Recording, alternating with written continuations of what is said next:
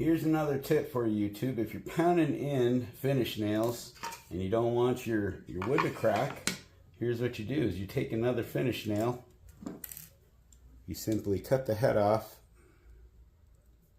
just like that, put it in drill,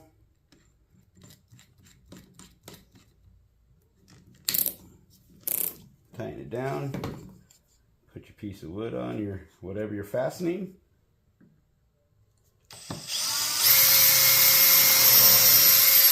Drill your hole.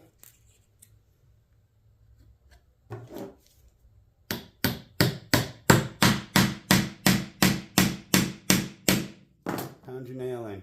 It's that simple. Have a great day.